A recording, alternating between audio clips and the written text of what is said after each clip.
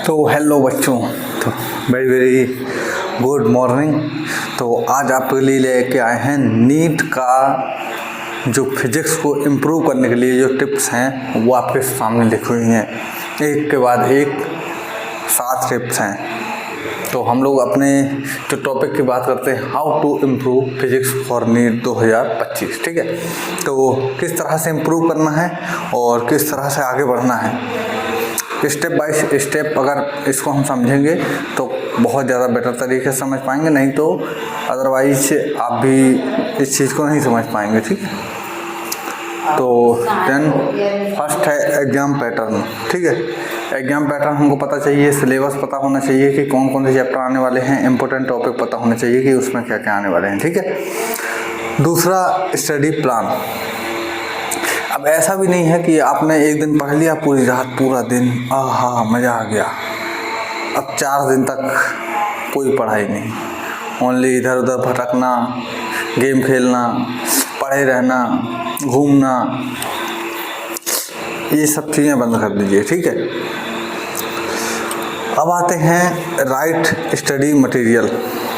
कई सारे बच्चे कैसे होते हैं, क्या करते हैं, वो आएंगे और एक टॉपिक पढ़ना उन्होंने स्टार्ट कर दिया और वो साल भर उसी टॉपिक को पढ़ते रहते हैं। लिटरली आप बात मानिए मेरी, वो इस टॉपिक को ख़त्म ही नहीं कर पाते। क्या आप भी उन बच्चों में से एक हैं? तो कमेंट करिए, आपकी भी यही प्रॉब्लम है कि आप एक टॉपिक को ही पढ़ते रहते हैं। उससे बाहर निकलने का भी तरीका आपको बताऊंगा मैं, लेकिन इस वीडियो में नहीं, आगे। ठीक है, अगर आपकी ये प्रॉब्लम है, कई सारे बच्चों की प्रॉब्लम होती है इस तरह की, तो आप लोग कमेंट करिए, हम उसके लिए एक अलग सेपरेट टॉपिक बनाएंगे, क्योंकि वो उस चीज़ को हम यहाँ पे डिस्कशन नहीं कर सकते हैं। ठीक है ना। अब आते हैं cover important topics. Cover important topics, ठीक है।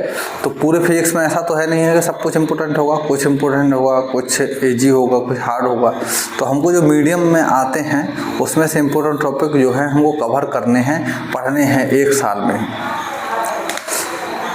आप बात नहीं मानेंगे, लेकिन ये हकीकत है। आपके क्लास में बैठा एग्ज़ाम दे रहा है हर एक बच्चा, आप उससे पूछेंगे ना, तो मुझे नहीं लगता कि उसमें से किसी ने भी ये बोलेगा कि हाँ मेरा सिलेबस कंप्लीट हो गया था।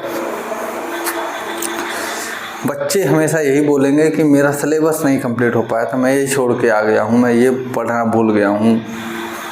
अरे उसमें से बहुत सारे को छोड़ दिए, उनका तो 50% भी नहीं हुआ होगा।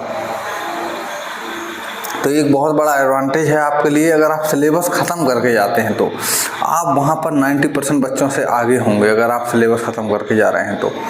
ठीक है, मेरी बातें छोटी हैं, मेरा यूट्यूब चैनल छोटा है, लेकिन जो मैं बता रहा हूँ ये बहुत बड़ी चीज़ है, बहुत अच्छे से। फिर आते हैं नीट PYQ। ठीक है,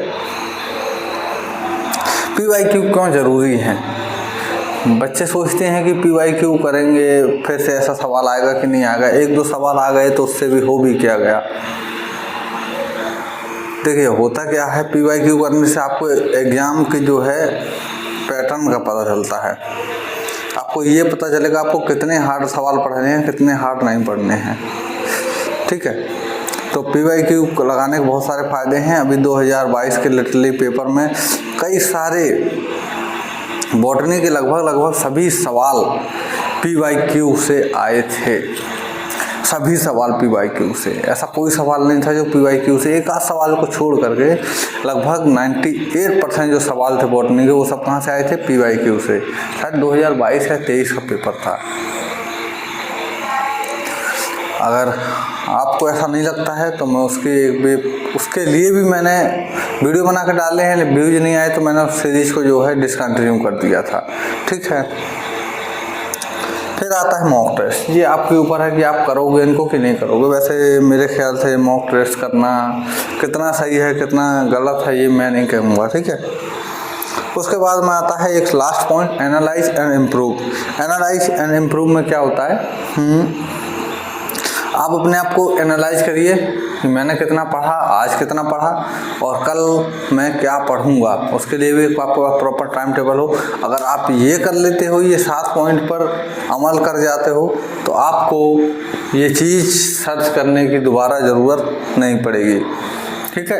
अगर आप इन 7 चीज़ों को समझ जाते हो तो आपको ये चीज़ दोबारा सर्च करने की ज़रूरत नहीं पड़ेगी, आपको मोटिवेशन की ज़रूरत नहीं पड़ेगी, ठीक है। और सबसे मेन चीज़ आती है लास्ट, वो है 7 घंटे की नींद, ठीक है। और रात में बिल्कुल मत पढ़िए, मैं नहीं कहूँगा बिल्कुल भी आपको पढ़ने की रात में, ठीक है। कोई अगर कहता भी है रात में पढ़ने की तो बिल्कुल मत बात मानिए।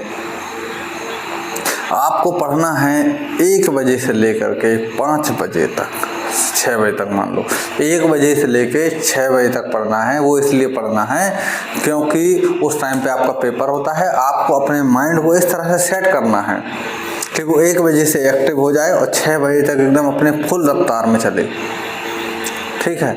तो आपका माइंड जो है कोई मशीन तो है नहीं, आपने जब उठाया चाबी लगाई और वो अपने फुल उस पर आ गया, उसका भी टाइम होता है। तो वो उस टाइम को अभी से उसकी आदत डालिए, अपने आप को बताइए कि 1 बजे से भाई तेरा पेपर है और तुझे 1 बजे से लेकर 6 बजे तक पढ़ना है। उससे क्या होगा, उससे आपको लगभग 20 से 25% का फ़ायदा मिलेगा अपनी रैंक आगे ले आने में। अगर मेरी बातें अच्छी लगी हों तो चैनल को सब्सक्राइब जरूर कर देना। फिर मिलते हैं अगले किसी टॉपिक में, और ऐसी बातें नहीं करेंगे, वहाँ पढ़ाई करेंगे, ठीक है।